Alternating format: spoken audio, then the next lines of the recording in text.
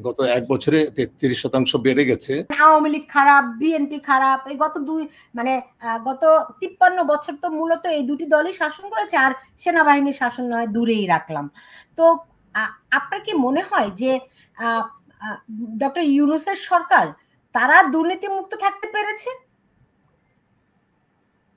এটা এই প্রশ্নের সরাসরি উত্তর দেওয়ার কোনো সুযোগ নেই, কারণ এই বিষয়ে গবেষণা ঠিক সেভাবে এখন পর্যন্ত করা হয়নি। গবেষণা নাই বা করি, আপনি ধরেন রাষ্ট্রের সর্বোচ্চ ব্যক্তি ডক্টর মোহাম্মদ ইউনূস, তিনি তার ট্যাক্স মওকুফ করেছেন, তিনি কোন রকম ট্রায়াল ছাড়া তার মামলা থেকে খালাস পেয়েছেন, রাইট? তিনি একটার পর একটা তার কি বুঝলাম না কি হয়েছে।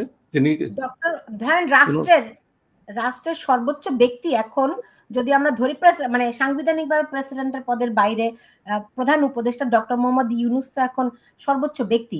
তিনি ধরেন আপনি বলছিলেন যে গবেষণা করতে হবে, হ্যাঁ, তো আমরা খুব সোজা সাপটা যেটি আমরা সবাই জানি যে ডক্টর মোহাম্মদ ইউনূস তার ট্যাক্স মওকুফ করেছেন, তিনি মামলা থেকে নিজেকে অব্যাহতি দিয়েছেন, তিনি অনেকগুলো প্রতিষ্ঠান নিজের নামে বা নিজের প্রতিষ্ঠানের নামে আপনাকে আমি যেভাবে চিনেছি, আপনি বলেছেন 3 বার টিআইবির পুরস্কার পেয়েছেন অনুসন্ধানী সাংবাদিকতা, কিন্তু এখনকার ন্যারেটিভটা কিন্তু তার সাথে যায় না। আপনি যেভাবে বলছেন, আপনি যে দৃষ্টান্তগুলো দিচ্ছেন সেগুলোকে নিয়ে আপনি প্রশ্ন তুলতে পারেন, কিন্তু এই মামলা থেকে তিনি খালাস নিয়েছেন এই কথাটা, এই ন্যারেটিভটা ঠিক কিনা আমি জানি না। এইগুলো একটা আদালতের প্রক্রিয়া, যেভাবেই হোক সেটা হয়েছে, আমি কিন্তু তার পক্ষে বিপক্ষে বলছি না। এটা নিয়ে প্রশ্ন থাকতেই পারে, স্বার্থের দ্বন্দ্ব বিষয়টা থাকতেই পারে। শুধু আপনি যেটা বলছেন সেটা নয়, এর বাইরেও হয়তো অনেক কিছু প্রশ্নবিদ্ধ ঘটনা ঘটেছে। ব্যক্তি ইউনূস পাশাপাশি তার সরকারের মেয়াদে অনেক অনেক অনেক বিষয় নিয়ে আমি যেটা বলতে চাচ্ছিলাম, গবেষণা নির্ভর তথ্য না থাকলেও যে গণমাধ্যমে প্রকাশিত এবং অন্যভাবে ইতিমধ্যে প্রকাশিত তথ্যের উপর নির্ভর করে যেটা বলা যায় সেটা হচ্ছে যে সম্পূর্ণ দুর্নীতিমুক্ত একটা সরকার পরিচালিত হচ্ছে সেটা বলা যাবে না। কারণ হচ্ছে যে আমার যে মূল জায়গাটা সেটা হচ্ছে যে আমাদের যে আইনি কাঠামো, প্রাতিষ্ঠানিক কাঠামো এবং আমলাতন্ত্র এবং তার সাথে রাজনৈতিক প্রেক্ষিত, এই সবকিছুকে কেন্দ্র করে যে দুর্নীতি সহায়ক পরিবেশ, একটা প্রাতিষ্ঠানিকতা সৃষ্টি হয়েছে, সেটি আমরা যদি আশা করি যে চট করে কয়েক মাসের সরকারের মাধ্যমে সরকার ক্ষমতায় বসে সেটা বলো যে দূর করে ফেলবে, সরিয়ে ফেলবে, সেটা কিন্তু সময়। আমি আপনাকে একটি দৃষ্টান্ত দেই। আমরা দীর্ঘদিন যাবৎ সংস্কার কথাটাই বলছি, আমি আপনাকে সংস্কারের একটা দৃষ্টান্ত আপনাকে দেই। সেটা হচ্ছে যে আমাদের দৃষ্টান্ত স্থাপন করতে পারতেন, তাহলে না ব্যাপকভাবে না আমি ভালো দৃষ্টান্ত দিতে চাচ্ছি না, সরকারের পক্ষে না। দীর্ঘদিন ধরে চলা দুর্নীতি আপনি 10 মাসে অবশ্যই নিরসন করতে পারবেন না, এটি যে কোনো বোকাও বুঝতে পারে, রাইট? কিন্তু অ্যাটলিস্ট সর্বোচ্চ পর্যায় থেকে আমার যে ন্যাক আছে, আমি যে সত্যি একদম রিলিজিয়াসলি আমি চেষ্টা করছি যে দুর্নীতি মুক্ত হোক, সেটি রাষ্ট্রের শীর্ষ ব্যক্তিদেরকে মধ্যে যদি প্র্যাকটিসটা আমরা দেখতাম, তাহলে আমরা অন্তত আশ্বস্ত হতে পারতাম যে তৃণমূলে বা অন্যান্য ধরেন এই উপদেষ্টার বাবা কিভাবে দুর্নীতি করছে সেগুলি হয়তো আমরা এখনই নির্মূল করতে পারবো না, কিন্তু অ্যাটলিস্ট শীর্ষ পর্যায়ে যে কজন আছেন তারা যদি দুর্নীতিমুক্ত থাকতে পারতেন তাহলে মানুষ এটি বিশ্বাস করতে পারতো, নয় কি? না, নিশ্চয়ই।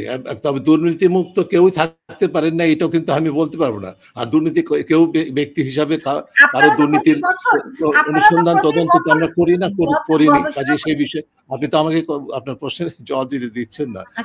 আমি যেটা বলতে চাচ্ছিলাম সেটা হচ্ছে আপনাকে আমি একটা দৃষ্টান্ত দিই, কি অন্তর্বর্তীকালীন সরকার কি ধরনের ব্যর্থতার পরিচয় দিয়েছে, পরবর্তীতে সংশোধন করেছে। আমি বলছি আপনাকে একটি সিম্পল দৃষ্টান্ত। আপনি জানেন, যেহেতু এই বিষয়টি নিয়ে আপনারও কাজের কিছুটা হলেও সংশ্লিষ্টতা আছে, আপনি জানেন যে দীর্ঘদিন যাবৎ বাংলাদেশে কালো টাকা বৈধতা দেওয়ার একটা সুযোগ সৃষ্টি করা হয়, ঠিক আছে, প্রতি বছর বাজেট করা হয়। আমরা দীর্ঘদিন যাবৎ চেয়ে আসছি এটা বাতিল করতে হবে, কিন্তু অন্তর্বর্তীকালীন সরকার সে আমাদের কথা শুনে নাই, বাজেটে কালো টাকা বৈধতার সুযোগটা রেখেছিল। আমরা আবার জোরালোভাবে প্রস্তাব করেছি। আমি এই জন্য বলছি যে আসলে সত্যিকার অর্থেই ক্ষমতায় অধিষ্ঠিত হয়ে এমনকি দুর্নীতি বিরোধী অঙ্গীকার নিয়ে ক্ষমতায় বসলেই একটা সরকার দুর্নীতি মুক্ত সরকার হয়ে যাবে, সেটার কিন্তু দৃষ্টান্ত আমরা পেলাম না।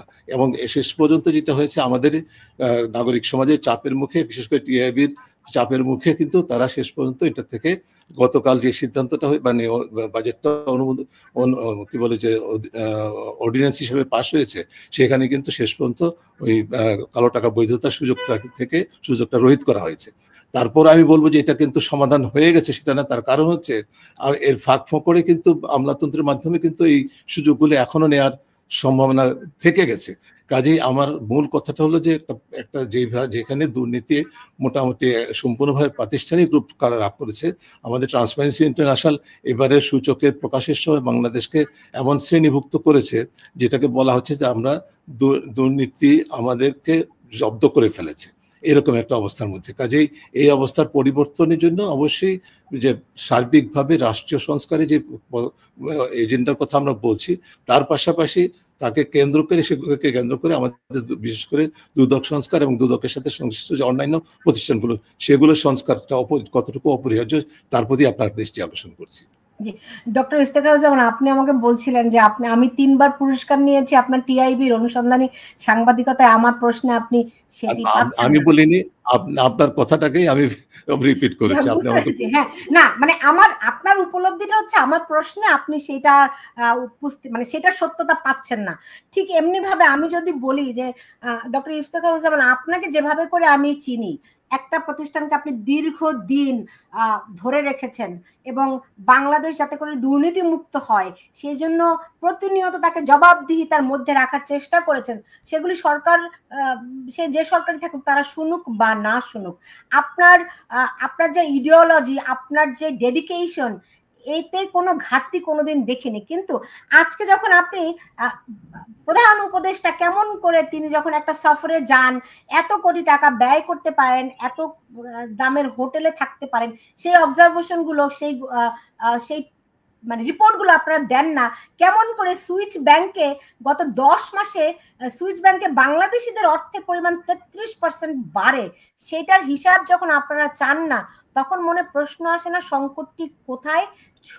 দুর্নীতি কি মানে যারা দুর্নীতি নজরদারি করে তাদের মধ্যেও প্রসারিত হলো? না শুনেন, আপনি যেটা আপনার প্রথম পয়েন্টটা যেটা বলেন, অধ্যাপক ইউনূস এবং তার ডেলিগেশন লন্ডনে গিয়ে কোন হোটেলে থেকেছে, কত টাকা ব্যয় করেছে, সেটা সম্পর্কে আপনার গণমাধ্যমে একজন কর্মী হিসেবে আপনার কাছে কিছু তথ্য থাকতে পারে, কিন্তু আমার কাছে তো সেই তথ্য নেই। তার উপর সেটা না থাকলে আমি কিসের উপর ভিত্তি করে আমি কথা বলবো? হ্যাঁ, ঠিক আছে, আমার তো কতগুলো ফান্ডামেন্টাল প্রিন্সিপলস আছে, I need facts and data, তার উপর ভিত্তি করে আমি কথা বলবো। সেকেন্ডলি, আপনি যে সুইস ব্যাংকের কথা বলেন, সুইস ব্যাংকের বিষয়ে প্রতিবাদ করার তো বিষয় না। সুইস ব্যাংকের সম্পর্কে আমরা ইতিমধ্যে যে মন্তব্যটা করেছি আপনাকে বলি। আপনি যেহেতু বলছেন যে গত 1 বছরে 33% বেড়ে গেছে, সেটা অবশ্যই এটা বেড়েছে এবং এটা উদ্বেগের বিষয়।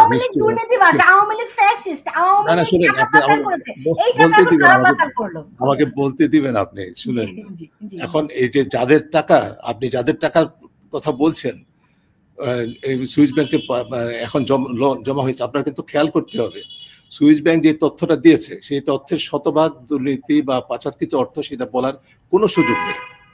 এটার একটা বড় অংশ পাচারকৃত হওয়ার সম্ভাবনা খুবই প্রকট, সেটা অবশ্যই, কিন্তু একটা বাকি অংশ কিন্তু অনেক আপনার মতো নাগরিক যারা বিদেশে কর্মরত আছেন তাদের অর্থ অনেকেই নিরাপদ মনে করে সুইস ব্যাংকে আছে। এছাড়া দেশের মধ্যে থেকে যে আমাদের এবং যে অর্থের কথা বলা হয়েছে সুইস ব্যাংকে এবং যেটা প্রতি বছর বলা হয়, সেখানে কিন্তু ব্যক্তি তথ্য না, ব্যাংকিং সিস্টেমের তথ্য যায়। অর্থাৎ আমাদের দেশের সাথে ইন্টারন্যাশনাল ব্যাংকিং বিজনেসের যে ট্রানজেকশনগুলো হয় সেগুলো সুইস ব্যাংকের মাধ্যমে লেনদেনটা হয় অনেক ক্ষেত্রে। সেই লেনদেনের অর্থ কিন্তু এখানে আছে। কাজে আমাদেরকে একটু না বুঝে চট করে কনক্লুশন আসাটা খুব কঠিন। তারপর আমি কিন্তু যেটা বলছি আপনাকে, প্লিজ লেট মি ফিনিশ। তারপর কথাটা হচ্ছে যেই যারা অর্থ, আমি ইতিমধ্যে বলেছি, এর মধ্যে একটা সিংহভাগ অবৈধ হতে পারে, ওই ইলিসিট ট্রান্সফার অবশ্যই হওয়ার সম্ভাবনা আছে, অস্বীকার করার উপায় নেই। কিন্তু সেক্ষেত্রে কেন বেড়েছে আপনাকে মনে রাখতে হবে এই কোন সময়টা, সেটা হচ্ছে যে 2024 পুরো সময়টা কিন্তু অত্যন্ত উত্তাল একটা সময় ছিল বাংলাদেশে, ঠিক আছে, পুরো বছরটা। যার ফলে যাদের কাছে অর্থ আছে তারা অবশ্যই যৌক্তিকভাবে তাদের বিবেচনায়, আমি আমাদের বিবেচনায় বলছি না, তাদের বিবেচনায় যেটা সবসময় হয়, পলিটিক্যাল ইনস্টেবিলিটি যখন থাকে তখন যেখানে অর্থ রাখা নিরাপদ মনে করে সেখানে তারা অর্থ প্রেরণ করে। এই ঘটনাটা এটা হয়ে থাকতে পারে, কিন্তু আমি কিন্তু এটার পক্ষে বিপক্ষে বলছি না। আমি যেটা বলছি এটার একটা বড় অংশ অবশ্যই অবৈধ প্রক্রিয়ার মাধ্যমে হতে পারে এবং বাকিটা বৈধ লেনদেনের মাধ্যমে হয়ে থাকতে পারে। কাজে যে বিষয়টা এখানে এই প্রসঙ্গে আপনাকে বলে রাখি যে পুরো যে কর্তৃত্ববাদের মেয়াদ এবং তার আগের মেয়াদ থেকে শুরু করে দীর্ঘদিন যাবত আমরা যে জিনিস চেয়ে আসছি এইগুলোকে প্রতিরোধ করার জন্য, সেটা কিন্তু কোনো সরকারই করে নাই, বর্তমান সরকার এখন পর্যন্ত করে নাই। সেটা হচ্ছে যে কমন রিপোর্টিং স্ট্যান্ডার্ড বলে যেটা আছে, যেটার অংশীদার যদি বাংলাদেশ হতে পারতো, তাহলে কিন্তু এই যে আপনি প্রশ্নটা তুলেছেন কার কত টাকা কয় তারিখে কয়টার সময় কি প্রক্রিয়া সেখানে গেছে, সেই জিনিসটা কিন্তু আমার কর্তৃপক্ষ অর্থাৎ বাংলাদেশ ফাইন্যান্সিয়াল ইন্টেলিজেন্স ইউনিট জানতে পারতো। এই সুযোগগুলো নেয় নাই বাংলাদেশে, বিকজ এগুলার সুযোগ না থাকলে যারা সুবিধাটা পায় তারাই কিন্তু ক্ষমতায় অধিষ্ঠিত। এইটা হচ্ছে মূল সমস্যা। এই বিষয়গুলি তো আমরা তুলে ধরার চেষ্টা করি। রাইট। এখানে একজন একটি প্রশ্ন করেছেন, প্রশ্নটা আপনার জন্য তুলে ধরতে চাই। শহীদুল ইসলাম, তিনি প্রশ্ন করেছেন, ট্রান্সপারেন্সি ইন্টারন্যাশনালের তথ্য মতে বিগত সরকার প্রতি বছরের $16 বিলিয়ন পাচার করেছে। এই 11 মাসে আমাদের রিজার্ভ তাহলে কেন বাড়লো না?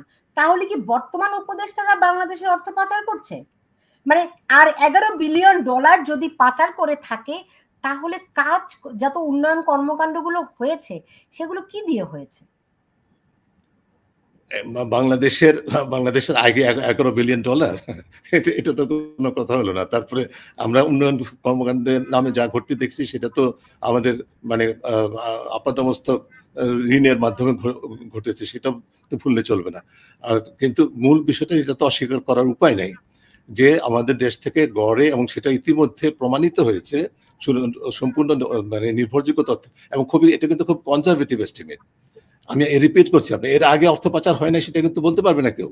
গত 15 বছরের আগে, এই 15 বছরের অর্থ পাচারের সমস্যাটা শুধুমাত্র এই গত 15 বছরে, এটা কিন্তু কেউ, আমি অন্তত বলছি না, এবং তার দৃষ্টান্ত তো পুরো দেশবাসী জানে, আপনার শ্রোতারা জানে। বাংলাদেশ থেকে পাচারকৃত অর্থ ফেরত এসছে এই একটা মাত্র দৃষ্টান্ত আছে, সেটা হচ্ছে যে বিএনপি সরকারের সময় পাচারকৃত অর্থ। এটা তো সবাই জানে। কাজে পাচার করার বিষয়টা কিন্তু আওয়ামী লীগের মনোপলি বা বিএনপির মনোপলি, এই কথাটা কিন্তু আমি বলছি না অন্তত, ঠিক আছে? এবং সেই ডায়নামিক্সটার মধ্যে উভয় দলের মধ্যে কিন্তু এক ধরনের অন্য সকল ইস্যুতে ঐক্যমত না থাকলেও এই বিষয়ে এক ঐক্যমত আছে যে আমরা ক্ষমতায় থাকলে ক্ষমতা অপব্যবহার করবো, দুর্নীতি করবো, এই ঐক্যমতটা আছে। কিন্তু